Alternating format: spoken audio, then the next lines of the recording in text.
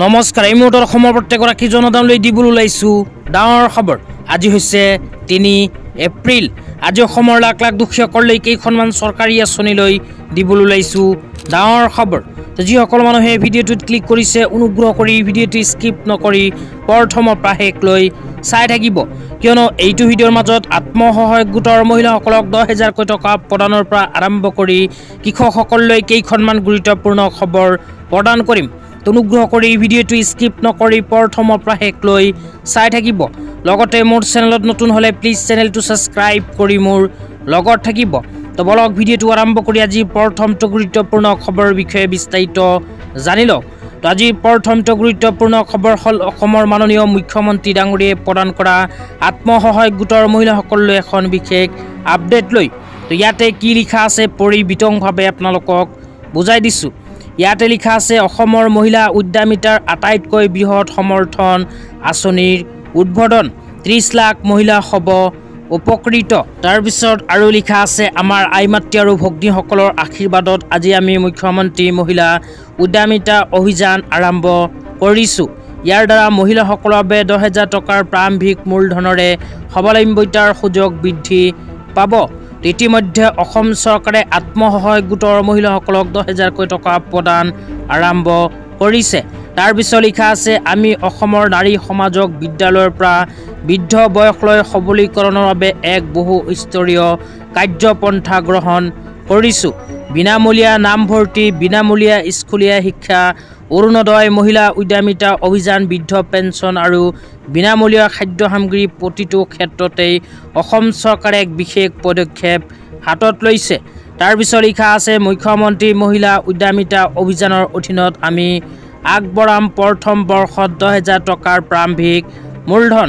তাৰপিছত লিখা আছে প্ৰাৰম্ভিক মূলধন উচিত ব্যৱহাৰৰ ভিত্তিত ২৫,০০০কৈ টকা আকৌ নেক্সট বছৰত চৰকাৰে প্ৰদান কৰিব। ৩ নম্বৰত কৈছে তৃতীয় পৰ্যায়ত ৫০,০০০কৈ টকা প্ৰতিগৰাকী আত্মসহায়ক গোটৰ মহিলাসকলক অসম চৰকাৰে প্ৰদান কৰিব। তো ইয়াতে কোৱা অনুযায়ী যিসকল আত্মসহায়ক গোটৰ মহিলাসকলে মুখ্যমন্ত্ৰী মহিলা উদ্যমিতা অভিযান আঁচনিত আবেদন কৰিছিল, সেইসকল মহিলাৰ ভিতৰত বিহালী সমষ্টিৰ মহিলাসকলক ১ এপ্ৰিল তাৰিখে প্ৰদান কৰিছে ১০,০০০ টকাৰ চেক। তো যিসকল আত্মসহায়ক গোটৰ মহিলাসকলে এতিয়ালৈকে ১০,০০০ টকাৰ চেক পোৱা নাই, সেইসকল আত্মসহায়ক গোটৰ মহিলাসকলে ১০,০০০ টকাৰ চেক কেতিয়া লাভ কৰিব এই বিষয়ত আপোনালোকক বিতংভাৱে জনাই আছোঁ। তো আপোনালোকে মোবাইল স্ক্ৰীণত চাব পাৰিছে অসম চৰকাৰে এনেকুৱা এখন আপডেট মুখ্যমন্ত্ৰী মহিলা উদ্যমিতা অভিযান আঁচনিৰ টকা প্ৰদানক লৈ প্ৰদান কৰিছে।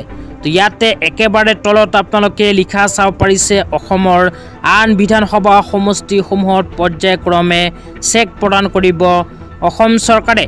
তো যিসকল আত্মসহায়ক গোটৰ মহিলাসকলে এতিয়ালৈকে মুখ্যমন্ত্ৰী মহিলা উদ্যমিতা অভিযান আঁচনিত ১০,০০০ টকা চেক পোৱা নাই, সেইসকল আত্মসহায়ক গোটৰ মহিলাসকলকো অসম চৰকাৰে পৰ্যায়ক্ৰমে প্ৰদান কৰিব ১০,০০০ টকাৰ চেক। অহা অক্টোবৰ মাহৰ ভিতৰত অসম চৰকাৰে প্ৰতিগৰাকী আত্মসহায়ক গোটৰ মহিলাসকলক ১০,০০০কৈ টকা প্ৰদানৰ চেক বিতৰণ কৰিব। তেতিয়া আপোনালোকক দিবলৈ ওলাইছোঁ আজি দ্বিতীয়টো খুবেই গুৰুত্বপূৰ্ণ খবৰ। অনুগ্ৰহ কৰি ভিডিঅ'টো স্কিপ নকৰি চাই থাকিব। আজি দ্বিতীয়টো গুৰুত্বপূৰ্ণ খবৰ হ'ল কৃষকসকলৰ বাবে। কৃষকসকলৰ বাবে ইয়াতে কোৱা হৈছে কৃষকৰ আয় বৃদ্ধিৰ বাবে এক অভিনৱ পদক্ষেপ। কৃষিৰ জৰিয়তে অসমৰ অৰ্থনীতিয়ে এখন নতুন আকাশ স্পৰ্শ কৰাৰ দিশত ধাৱমান হৈছে। ইয়াৰ দ্বাৰা বিকাশৰ এক নতুন পৰিৱেশ নিৰ্মাণ হৈছে। তাৰপিছত কোৱা হৈছে ১ এপ্ৰিল ২০২৫ৰ পৰা ৰাজ্য চৰকাৰে প্ৰদান কৰিব অতিৰিক্ত মূল্য। সংগৃহীত ধানৰ ক্ষেত্ৰত ২৫০ টকা প্ৰতি কুইণ্টলত অতিৰিক্তকৈ প্ৰদান কৰিব। ২ নম্বৰত কৈছে সংগৃহীত সৰিয়হৰ ক্ষেত্ৰত ৫০০ টকা প্ৰতি কুইণ্টলত অতিৰিক্তভাৱে প্ৰদান কৰিব। ইয়াৰ পিছত কোৱা হৈছে শস্য কেন্দ্ৰীয় চৰকাৰৰ পূৰ্ব নিৰ্ধাৰিত ন্যূনতম সমৰ্থিত মূল্য। ১ এপ্ৰিল ২০২৫ৰ পৰা ন্যূনতম সমৰ্থন মূল্য। প্ৰথমে ধানৰ মূল্য আছিল ২,৩০০ টকা। এতিয়া চৰকাৰে প্ৰতি কুইণ্টল ধানৰ মূল্য প্ৰদান কৰিব ২,৫৫০কৈ টকা।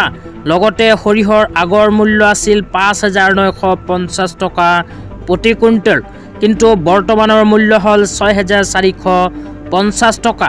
তো যিসকল কৃষকে 1 এপ্ৰিল তাৰিখৰ পিছত চৰকাৰৰ ওচৰত ধান বিক্ৰী কৰিব সেইসকল কৃষকক অসম চৰকাৰে প্ৰতি কুইণ্টল ধানৰ মূল্য 2550 টকা প্ৰদান কৰিব।